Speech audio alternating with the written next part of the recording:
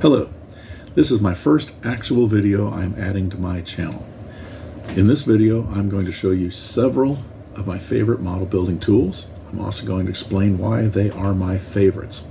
There are already plenty of videos out there where modelers show you the basic tools they need to outfit a basic model building workshop, so this video is not going to be very much like that. Instead, I'm going to try to explain why I use the specific types of each tool that I have. Over many decades of collecting tools and using these tools, I have developed certain favorites for a variety of reasons. There was a while there when I actually had 3 complete model building workshops set up. I had the one here at my house in South Florida. The company was renting me a condo in Lakeland, and I had a very small desk in my room, and there was a workshop set up there. And I had a portable workshop that I took with me while traveling for the company, and that was where I did a different amount of work. So a lot of tools I had 1, 2, 3, 4, many different versions of, and favorites were found. So what makes a tool a favorite? It could be a certain feature, it could be the way the tool is comfortable to hold, and it might just always give excellent results when I put it to use, so it's the tool that I choose to use. So in this video, you might see some tools that you were unaware of, you might see some different versions of your old favorites, and you might even see something that you did not know that you needed. Please leave any of your comments at the end of this video if you have any favorites that I might not be aware of, or better options that I'm not aware of. And thank you for watching my channel, and please like and subscribe. Alright, so now we're going to start my brief explanation of my favorite modeling tools. It's going to be brief. I'm not here to tell you what modeling tools you need to do your job.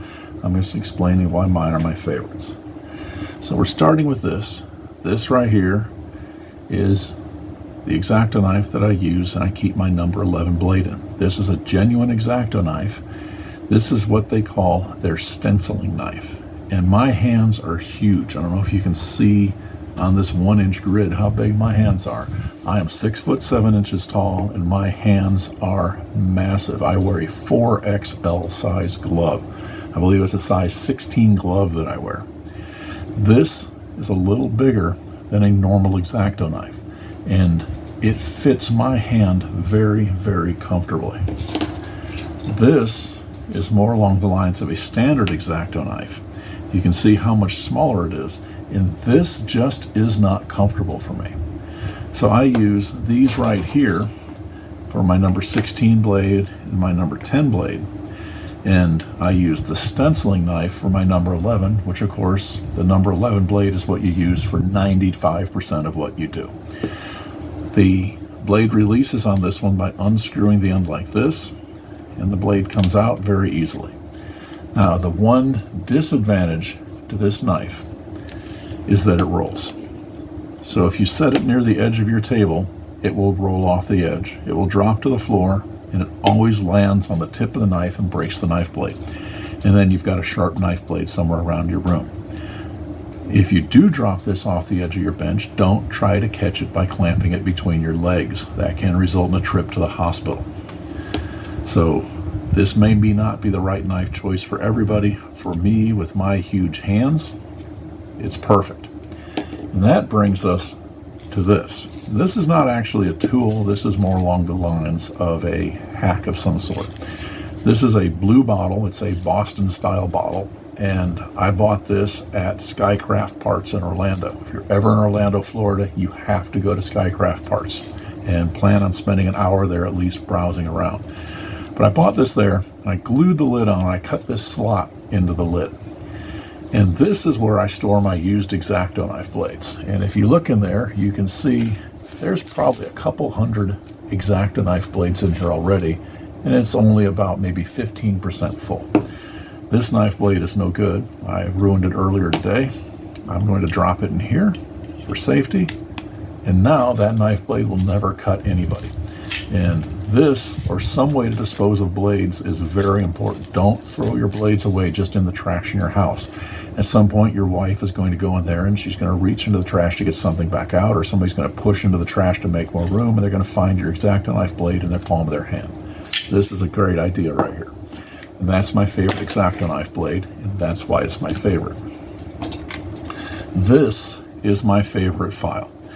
And most modelers like to go ape and get little tiny needle files to do their work with. This is a 3-sided triangular mill file, and it has an actual file handle on it. Always put a handle on your file. Don't try to just hold on to the tang. The tang is there to hold a handle. Put a handle on it. This works fantastically. You can get into very small places with it. At its widest point, it's only about 3/8 of an inch wide. It has a nice fine tooth to it. You can get a good stroke on it, and you can take a lot of material off whatever you're filing. This works so much better than tiny little needle files. I still have a complete set of needle files for when I need a needle file, but for most filing jobs, a larger file will actually do you much better. So that is my favorite file. These two little guys right here are what I use for positioning decals. When I'm putting my Stratton and Gillette Railroad decals on the side of my train cars. The Stratton and Gillette is my fictitious name. The decals need to be slid into position. These two tools are great for that. This is just half of a pair of chopsticks, and the chopsticks are coated with silicone rubber. And I don't remember where I found these. It was probably in a Chinese grocery store. But that silicone rubber makes it great for positioning large decals. This one is great for positioning small decals, and all that it is a small dowel that's been tapered. I think it's a 3/16 dowel. And then after it was tapered, I dipped the end of it in liquid super glue and let it harden up. And since it's not wood on the end now, it's coated with a small piece of super glue. This is fantastic for positioning these tiny little decals on a train car. So these are my two favorite tools for positioning decals. They work great. This is my favorite tap wrench, and I have no idea where I got this tap wrench, but in this tap wrench, that is a 256 tap for tapping screws for couplers and trucks, and this tap is the only tap I've ever found that will clamp down onto a 256 tap on the square part of the tap. If I could find more of these, I would buy them. I would put a 172 and a 440 also in a tap wrench. But having an actual tap wrench with a 256 tap is great. That's a great tool to have right there. This is my favorite sander. These are made by Northwest Shortline. There's several companies that make ones that are similar. The Northwest Shortlines are the ones I found that are the best. And they come in 5 different colors. I have one of each of the different colors. Each one is color coded to match the grit of the sandpaper belt that's on it. This one is a 400. These are spring loaded, so to take the belt off or to move the belt, you just smush it together like that.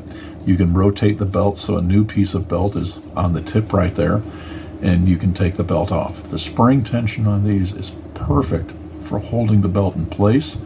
These are a great tool for sanding. I haven't found anything that works better, and I have tried, I must have 15 different types of sanding sticks and sanding flexes and sanding foams in my toolbox. These are my favorite, and can't live without those. This thing is my favorite ruler. I never use a scale rule. It is very, very easy to take HO scale foot and inch measurements and turn them into hundredths of an inch. And this ruler is graduated in 1/100th of an inch down this edge right here. Those lines are very, very fine all the way down. There's 100 of them every single inch. This ruler is milled perfectly so that the flat edge of this right here is exactly 1 inch from that line. And I have checked it with a dial micrometer. It is accurate down to the 1,000th of an inch. It's also milled perfectly on the other end. It is exactly 6 inches from end to end. and the other side is graduated in 30 seconds and 64ths. This side is graduated in 100ths and 50ths. This is extremely accurate. It is very easy to use, very easy to read. I have had this for years. The brand name on it says Products Engineering, made in USA out of tempered steel. I have no idea where I bought it. One of the best buys I ever made right there. This is my favorite pin vise. And again, this may not be the right one for you. I bought this at a train show. It was sold by some people that were also selling some sort of imported super glue. They had a few miscellaneous doodads on their bench. The way this is spaced, with this piece that goes against the palm of your hand, to this right here, fits my giant hand perfectly. And I can drill out a number 50 hole into a truck mounting screw very, very easily. I keep a number 50 drill bit in this one all the time. Number 50 is the most common drill bit that I use. This is just a very heavy-duty, comfortable tool that fits me perfectly. I have a half dozen other pin vices. This is the one that I use the most. These little dividers right here, a friend of mine in Ohio pointed out to me, and they're available on Amazon. And you adjust the different space right here by turning this knob. And as you turn it this way, they get closer together. This way, they get further apart. I have found that if you set it on 7, these two prongs are exactly the distance apart as an 18-inch HO scale grab iron. So I can mark the holes for my grab irons on the side of a train car with this tool, just 2 at a time. Push real hard, it will dimple them. Push real hard, it will dimple them. And then take your number 78 drill and drill the holes out. This has been a real time saver. This has improved my accuracy. This was not expensive. This is a fantastic tool. This is my favorite pair of side cutters. These are true flush cutting pliers. These are very heavy duty. The edge on it is hard. The edge on it is made of good hardenable steel. They're forged. This set right here I purchased from Mac Tools. This was very, very expensive. The part number is Papa 5 Foxtrot Delta Papa.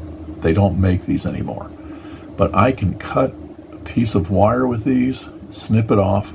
The side that comes out of here will be crimped at like 45-degree angles. The side that comes out of here looks almost like it was machined flat. These are truly fantastic cutters. I've had them for years. It's a professional grade tool. It is not something that you can just go into a store and buy. But if you need, and you probably don't even know you need it, but you need a very good pair of true flush cutting pliers. And this is a nice big size. It will cut the arms apart on Space Marines. It will cut pieces of detail parts perfectly flat. You can cut an HO scale 55-gallon drum in half with this, and you get a perfectly flat bottom on it. On one side, the other side is completely destroyed because there's a very steep angle to the other side of the cutting edge. I've had these at least 15 years. They're still sharp. They're still perfect. This is something not a lot of modelers have in their toolbox. This is a very small set of slip joint pliers. Every once in a while you need to get aggressive and you need to get violent with the model you're working on. These are made by Snap-on, and these are extremely high quality for a small little tool. Everything Snap-on makes is very high quality. I've had these for at least 20 years. I did not buy them for my modeling box. I bought them for work. And one day I needed them at home for something. In the model box, they came home and they stayed there. But if you ever need to grab a hold of something and pull it hard, these are fantastic. And you will need these more than you know. It doesn't look like a model building tool. It looks big and heavy duty because it is.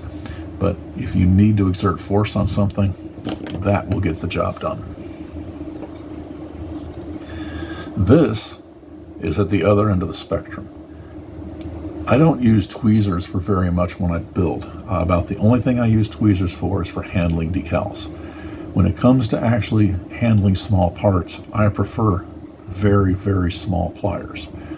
This right here is a very tiny set of pliers. The end on them is actually smaller than what you get on most tweezers. This right here is a pair of self-closing tweezers. This is what I use for doing decals.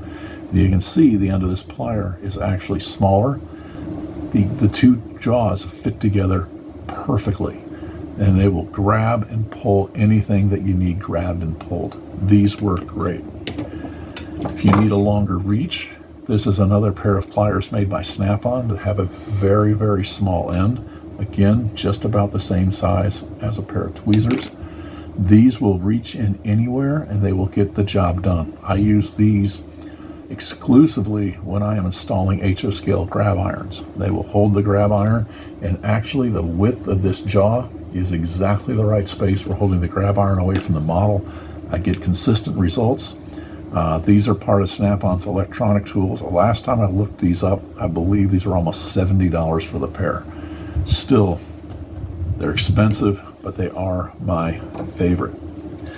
For sprue nippers, this is my favorite pair of sprue nippers. They're made by the same company right here that made this, and they are fantastic for reaching down and just nipping off plastic. I've only had these for a couple of months.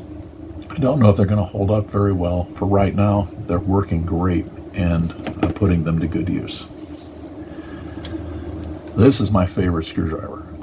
Everybody has all kinds of miniature screwdrivers. I think almost everybody has more than they need. For most things, this is a 256 screw on the bottom of this bracket. This fits it perfectly, and it will thread it in and out. This comes out. At the other end, there's even a smaller Phillips, but I never have to use it. This is made by Klein Tools. Klein Tools makes professional tools for electricians. This is very high quality. It's very comfortable to use. The swivel is smooth on it. It only has 4 different tips. I've got other screwdrivers. I have dozens and dozens of small screwdrivers. This right here is the one that works well, and this one works comfortably. This tool is something called a ring vise, and I bought this at a hobby shop in Sarasota, Florida. My favorite hobby shop, Gulf Coast Model Railroading. They have all kinds of great things up there. This tool has proven to be priceless. You can take a small part. This right here is an HO scale bridge shoe. Take it, clamp it into the end of this tool. It has leather pads to hold it. You take this wedge, push it in the other end, and now it holds that piece securely, and then you can take and drill a small hole into it. You can file it. You can get the sides smooth. This works so much better than trying to hold small parts in your fingers. This tool is absolutely priceless. I can't imagine doing model building without it. This tool is made for clamping down irregular objects. Every one of these holes in this aluminum carrier are tapped for 824 screws. And you can take and put your screws in here any way you want to for anything you want to hold. So this right here is a Warhammer 40,000 Wraith Guard. And if you want to get a really good paint job on it, you need to be able to hold it. Put it between the screws, turn this dial right here to tighten it up, and now I've got a handle to hold my Wraith Guard while I paint it. And I can turn it, never need to touch the model. And this has just proven to be a fantastic tool for painting miniatures. All of my very best miniatures, I've used this as a holder while I paint them. Priceless tool, custom made tool. This is a great thing that I made. This is made out of pieces of plastic. I just took a sheet of plastic about 80 thousandths thick, another one, put some plastic pieces there, some plastic I-beam across the bottom. I put a felt base on it. I use this as a holder for my paintbrushes on my desk. It keeps the bristles off the desk. It keeps the paintbrushes where I can reach in and grab them. And everything about it is just a true convenience. So anytime I need a paintbrush, I know right where it is, take it, grab it, do what I have to do, clean it, put it back. It'll dry like that. It keeps these nice tapered tips on my paintbrushes, and it is just proven a fantastic, wonderful tool to have. The cost was practically nothing. I made it out of scrap pieces that I had, painted it with an airbrush with Testor's Metallizer colors just to make it look spiffy.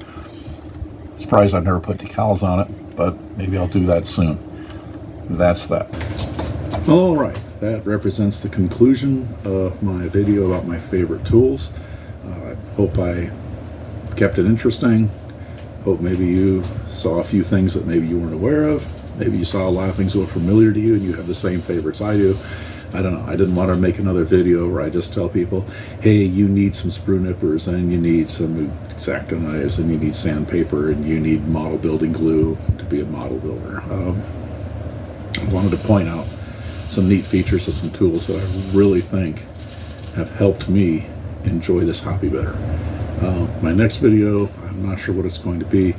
My plan is to make it about different little things I have on my desk, like storage containers and brackets and whatever, that make my modeling easier. I was going to do that as this video, but I don't think it's going to work out right, and I'm still not sure that's even a good idea, so I might be a while before I post another video. Put the intro on this one. I kind of like my intro.